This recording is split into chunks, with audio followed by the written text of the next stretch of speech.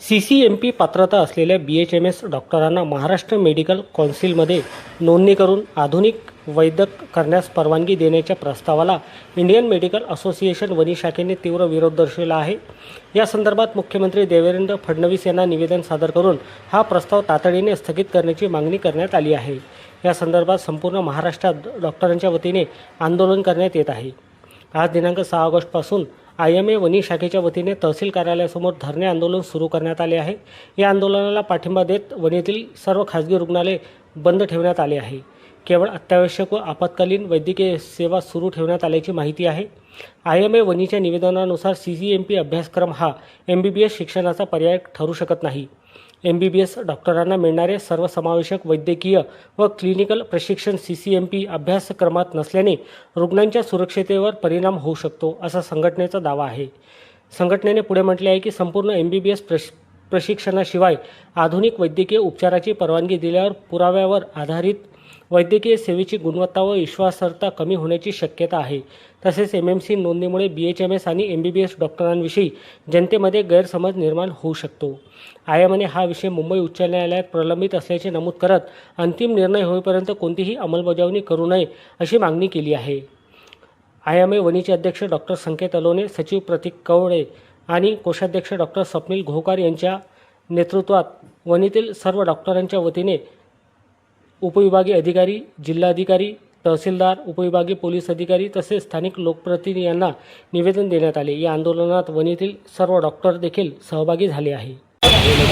शासनाने जे नवीन धोरण आणि हा जो निर्णय घेतलेला आहे की BHMS डॉक्टरांना CCMP कोर्स करून जे महाराष्ट्र मेडिकल कौन्सिल आहे जे की ॲलोपॅथिक डॉक्टरांसाठी बनलेलं आहे त्यामध्ये जे नोंदणीकृत करून घेत आहेत त्याविरुद्ध आमचा हा लढा आहे।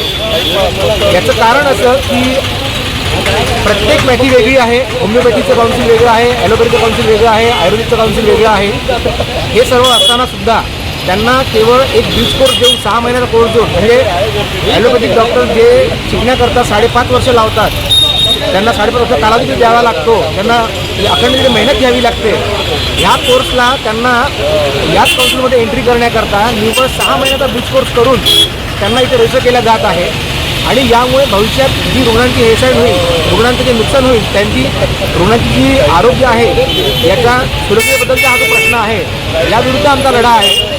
आमचे माननीय महाराष्ट्राचे जे मुख्यमंत्री आहेत देवेंद्रजी फडणवीस सर त्यांना आमचं हेच निवेदन आहे की बॉम्बे हायकोर्टचा निर्णय येईपर्यंत ही नोंदणी इथे तुम्ही थांबवली पाहिजे आणि अशा प्रकारचा निर्णय घेण्या अगोदर तुम्ही या गोष्टीचा विचार केला पाहिजे की जे आपले रुग्ण आहेत यांचे कशा प्रकारे ते हेळसांड होऊ शकते। 6 महिन्याचा जो कोर्स केलेला आहे एंट्रीसाठी, हे तर रुग्णांच्या जीवाशी खेळ झाला, प्रश्नच नाही।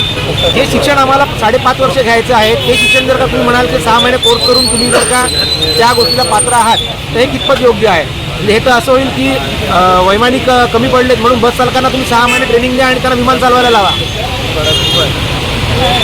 आज आम्ही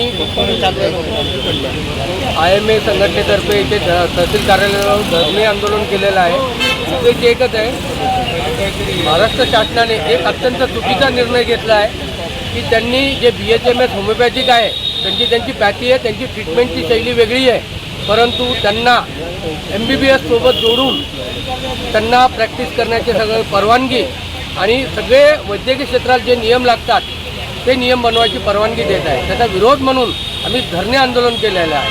कारण की रुग्णांना अजून माहीत नाही की त्यांच्यासोबत काय होणार आहे पुढं भविष्यात रुग्णांना वाटेल हे MMC रजिस्टर्ड डॉक्टर आहेत, परंतु ते राहणार बोगस डॉक्टर आणि त्या बोगस डिग्रीच्या खाली, त्या बोगस नॉलेजच्या खाली ते रुग्णांना अक्षरशः लुबाडणार आहे आणि रुग्णाचं अहित होणार आहे।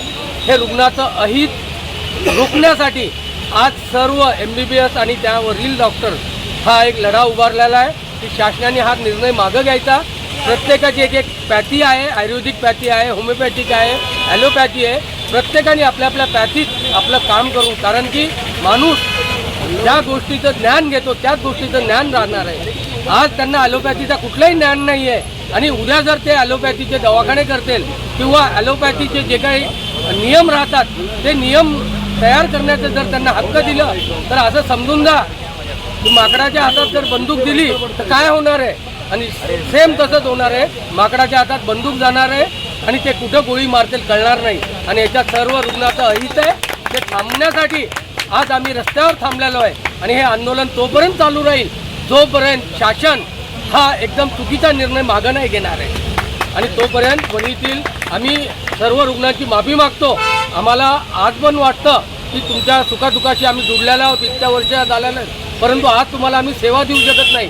कारण की जर आम्ही त्या शासनाचं ऐकलं किंवा जर आत्ता हे आंदोलन केलं नाही तर आज तुम्हाला 2 दिवस त्रास होणार आहे, तुम्हाला जीवनभर त्रास होणार आहे आणि जीवनभर तुम्हाला ह्या बोगस डॉक्टरच्या हाताने मरण यातना सहन करावं लागणार आहे. ते थांबवण्यासाठी हे आंदोलन आहे. प्रॅक्टिस किती दिवस बंद आहे? जोपर्यंत शासन हा निर्णय मागं घेत नाही आणि शासनाला पण ह्याच्याशी काही घेणं नाही. शासनाला ही जी MMC बॉडी आहे ज्याच्या हातात प्रायव्हेट मेडिकल कॉलेजच्या ज्या काही परवानग्या वगैरे राहतात, आज पण MMC म्हणजे MBBS डॉक्टर आणि PG डॉक्टर हे तिथले रूल्स रेग्युलेशन सांगतात. ते स्टँडर्ड नसेल तर परवानगी देत नाही. अरे पण ज्यांना स्टँडर्डचाच पत्ता नाही त्या डॉक्टरच्या हातात जर हे नियम दिले तर ते तिथले काय नियम राहणार आहे आणि ते मेडिकल कॉलेज काय तयार होणार आहे आणि तिथील डॉक्टर कसे तयार होणार आहे. शेवटी हा पेशंटचा पूर्ण बट्ट्याबोळ होणार आहे आणि जोपर्यंत आम्ही लोक आहोत हा निर्णय शासनाला घेऊ देणार नाही. हे आमची स्ट्राईक इंडेफिनिट स्ट्राईक आहे. इथे जोपर्यंत शासन निर्णय नाही घेणार वणीतला कुठलाही ॲलोपॅथीचा दवाखाना कुठलाही उघडणार नाही आहे. आणि यानंतर आंदोलन आम्ही मुंबईला जाऊन पण करणार आहोत. हे आंदोलन संपूर्ण महाराष्ट्रात सुरू आहे का? हे सगळ्या महाराष्ट्रात चालू आहे आणि सगळ्या महाराष्ट्रात कालपर्यंत आम्ही OPD सेवा बंद केली होती, पण आजपासून सगळा दवाखाना इमर्जन्सी OT सगळंच बंद केलेलं आहे. लोकांचं हित बघावं, जनतेचं हित बघावं, पण फक्त मनमानी कारभार आम्ही जे करतो तोच कायदा. आत्ताच त्यांचं तोंड फोडलेलं आहे. आपण बघितलं दिल्लीचं जंतर मंतरचं एक छोट्याशा लहान मुलांनी केंद्रीय सरकारला झुकवलं आहे. त्यामुळे आम्हाला पण माहिती वाटतंय की सरकारने आम्हाला कोणाला झुकवायचं नाही आहे, पण सरकारला हे कळालं पाहिजे की कशात आहे हित आहे आणि कशात अहित आहे. जेव्हा सगळे डॉक्टर संघटना सांगते की हे या तरीकेने आपण करूया पण ते शासन ऐकायला तयार नाही आहे. इव्हन कोर्टाचा निर्णय पण आमच्या फेवरनी आहे. कोर्टाचा निर्णय पण डावलून त्यांनी लोकांना सर्टिफिकेट द्यायला तयार झाले असं समजून जा. काल मी एक मुलीला दिलं, त्यांनी एक होमिओपॅथिक मुलीला त्यांनी सर्टिफिकेट दिलं. त्यांचा तो जल्लोष बघितला तर अक्षरशः असं वाटलं कोणाला तरी लॉटरी लागली किंवा कोणाला तरी एकदम सडन एक धनाचा हंडा भेटला, कसे नाचता येते. पण हे इतकं सोपं नाही आहे. मेडिकल फील्ड 20-20 वर्ष घासावं लागतं, त्याचं नॉलेज घ्यावं लागतं, तेवढ्या त्या सगळे नियम पाळावं लागतं दवाखान्याचे. तेव्हा कुठं आपण ते रुग्णाला न्याय देऊ शकतो. हे माकडाच्या हातात बंदूक देणं सरकारने थांबवावं एवढीच आमची मागणी.